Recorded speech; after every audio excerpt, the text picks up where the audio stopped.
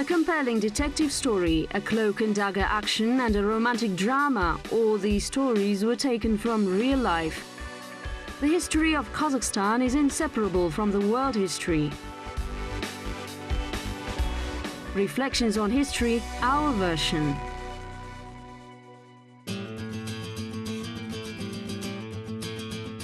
The spy's secret of Ablaykit. Channels like a belt connected his hometown, fresh sea air, and again he begins his work. The Burgermeister had little time to write the book. Nicholas Whitson again reread his own diaries, looked through records of other people's memories, and turned to the secret documents. The end of the 17th century, Amsterdam.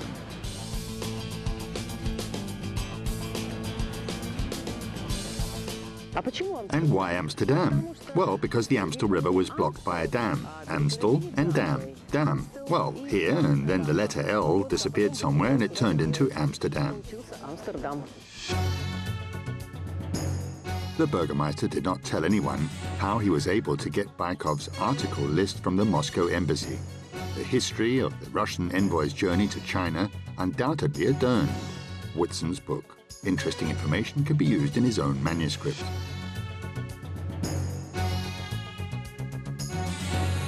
There, Prince Ablay built 2 stone buildings like fortresses between the stone mountains, for which he sent masters from Sina.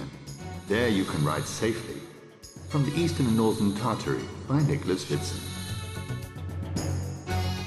This is almost a literal quote from Bykov's secret manuscript, a very confusing story, the starting point of which became, oddly enough, the Jungar Monastery in eastern Kazakhstan, Ablaykit.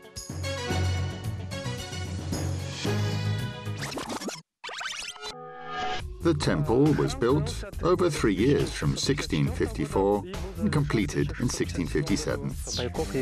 Along with his embassy, Bykov drove and stopped at Ablay's, and he described here who built the monastery and the Chinese masters that were brought here.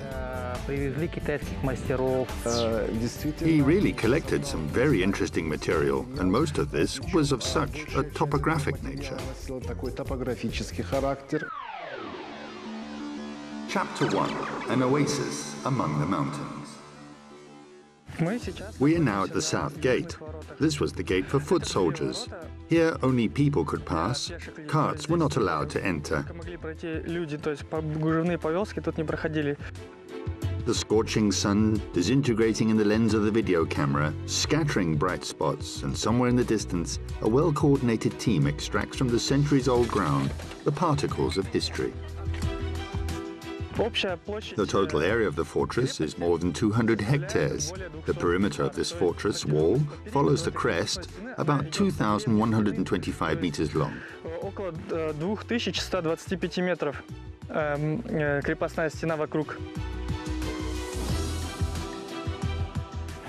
There are sketches of the 18th and 19th centuries, drawings on which one can judge that the height of the walls reached somewhere around 4 meters.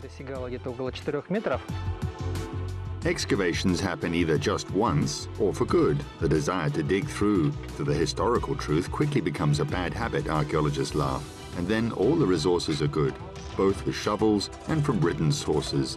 The latter help with the exact dating of the appearance of Ablaykit.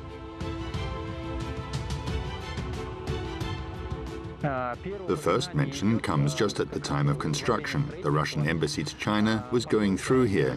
By passing through these lands, I saw that this complex was being built at this time.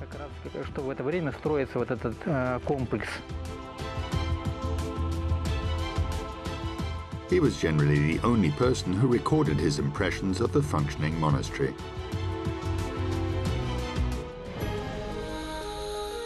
Ablay Taisha creates a city. It is really unknown if in stone or in wood.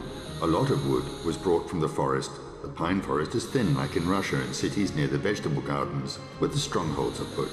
And that city is created between the mountains of stone. From the list of Fyodor Bykov. The middle of the 17th century, the layered Kalbinsky mountains and walls almost indistinguishable in their background. Only the roof of the monastery overflows in the sun with a green-blue glaze. Neighboring buildings are under scaffolding. Felt yurts abound. And the monks in bright clothes sorted out the manuscripts, a fascinating picture after a many-week-long road. Ablaykit brought Baykov to his headquarters. The ruler himself came here. The ruler of these lands was Ablay, the ruler of the Hoshauts. I came with some periodicity, but apparently he had a winter headquarters here. He would come here for the winter. Distinguished guests were greeted by the Jungarian Prince Ablay at the Yamyevsky Lake. The latter described a diplomatic caravan of 40 camels and 50 horses. The messenger of the Russian Tsar, in turn, brought a salary. But to move further, into China, there simply was no sense. The weather had completely deteriorated, so they decided to stay. Ambassador Fyodor Baykov, he spent the winter there. A brief background. The Jungar tribes captured the territory of eastern Kazakhstan in the second half of the 17th century.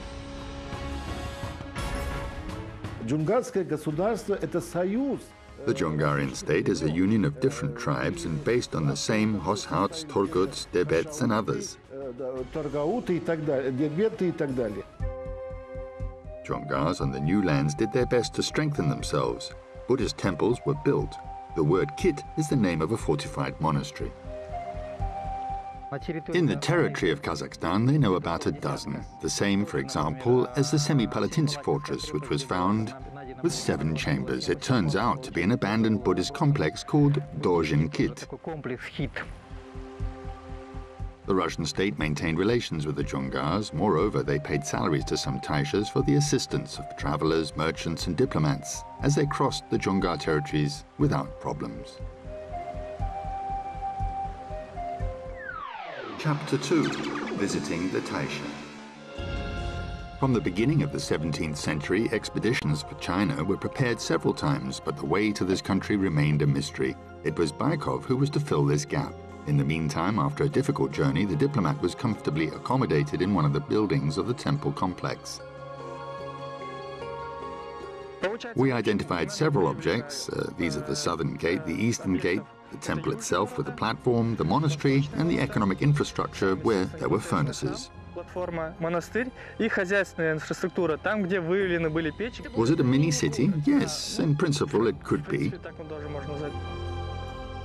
A picturesque and at the same time quite protected landscape.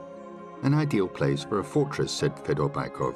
A wall like the Chinese make, built by Chinese workers, rests on natural protection, the mountain. The place is convenient for many reasons. Here, long ago, one of the branches of the Silk Road passed through. A very big wall. Its perimeter, it's more than 2 kilometers, and it goes behind us all the way here and up to the mountain. So my first impression was, whoa, this is huge.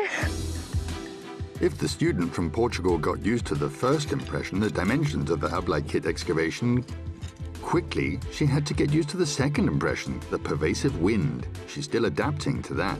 But any expeditionary difficulties fade before the excitement of hunting for artifacts. Every day we find many ceramics, mostly, a lot of iron nails. Iron nails are the nails that hold the wood together. And then more extraordinary finds. Sometimes we find a spear, a spearhead, or sometimes an arrowhead. Today the guys found a statuette in the form of a bird. It is broken a little.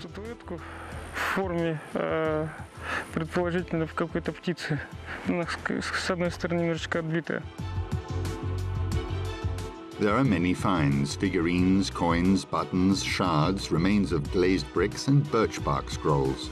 But the artifacts, which could be associated with the expedition of Fyodor Baykov, have not yet been found. He was very well received. He describes both the wealth of this Ablaykit, well, in particular, this monastery, which surprised him with all its riches. The Russian envoy spent 5 weeks in the Jungar monastery, and then Ablaykit released Fyodor Baykov to the Chinese kingdom on the 29th day of June. What later Taisha himself wrote to the Tsar. An envoy, Fyodor Baykov, with servicemen arrived to the Chinese state. And in the Chinese state, the Chinese king Bogdan detained Fyodor, and what the Chinese Tsar would do to Baykov. In China, commit him or kidnap him, Then he, Ablai, will immediately inform the Russian Tsar. From a letter of the Ablaytasha to Tsar Alexei Mikhailovich. Bykov's diplomatic mission ended unsuccessfully. He refused to follow certain local traditions and was soon sent back from Beijing. On his way, the diplomat once again stopped at Ablaykit, but this time he did not record any information about it. Chapter 3: Hunting for the Manuscript.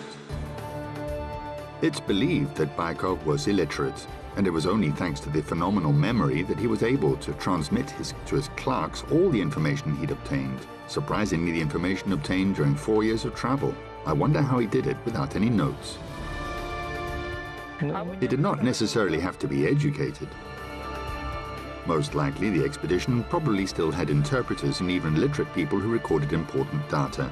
Because everything is fixed in detail, routes, prices for goods, names of settlements, rivers and lakes. In particular, Zaysan is mentioned.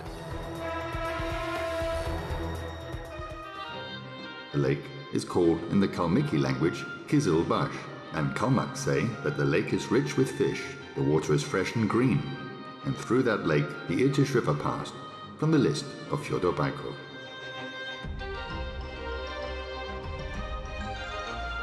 And here's another strange fact. The original Bykov's articles list has not been preserved, but there are 2 copies. They too are not completely preserved and differ significantly from each other. For example, in the version with an earlier date, 1657, it is written about Zaysan that it's necessary to travel for 4 days to see it. In another copy, there's no such information. Also, in the original entry, the town under construction is mentioned. In the following, only 2 buildings of burnt bricks. Archaeological research with records of the brick completely coincide, however. Are these fragments of walls? This is a decorated brick. Walls were made of bricks, the facade of the building. It was a facade brick with a pattern. You can say so. Как облицовочный кирпич с узором, можно так сказать. Most likely, corrections were made intentionally, perhaps with the purpose of confusing only interested parties, and there were a lot of them. The shortest land route from western Siberia to China explored by Bykov was long considered the only one. Representatives of many countries hunted for the article list, sometimes successfully. The ambassador of the Brandenburg court, Joachim Skultetus, was able to obtain valuable Russian papers and was soon able to read the list of Fyodor Bykov's report on his trip to China. The Russian manuscript was forwarded to London to the address of the publisher John Churchill. After the death of Skultetus, Bykov's legend was published in England from the Earth Circle by Sergei Markov. The intelligence worked well both in English and Swedish, although where is Siberia and where is Sweden, but they were interested nevertheless. That's how Ablaykit was one of the points on the map of the world interest. In his book, Northern and Eastern Tartary, the same mayor of Amsterdam, Nicholas Whitson, described it almost word for word as Bykov. 2 fortresses between the stone mountains that people from Sina built. And another information was repeated too. Western countries were very interested in the relations, especially in the field of trade that developed between China and Russia. In this case, Whitson himself was never actually in Jungaria. He hardly met Bykov, but he was in Moscow and was extremely interested in geography. Epilogue: an unapproachable mystery. Most likely, Ablaykit was planned as a small town, built to last, but alas, everything turned out differently. The temple complex named after the founder operated for only 18 years. This is all due to the military actions of Ablaytasha. He did not share power with his brother, and so a quarrel took place between them that he had to flee the country. Something seems to have happened, something extraordinary, because it's hard to understand why he just left everything. I do not know what was going on there, but it turns out that Ablaytasha was completely evicted. He left for the Volga region. Что такое там могло произойти? Ну, сам, получается, Аблай отсюда был полностью выселен, он уходит туда дальше в Поволжье. Ablaykit, the object of world fame, is the only one of all Kazakhstan structures that's recorded in written sources at the construction stage. It has repeatedly been investigated, and still, does not relinquish all of its secrets.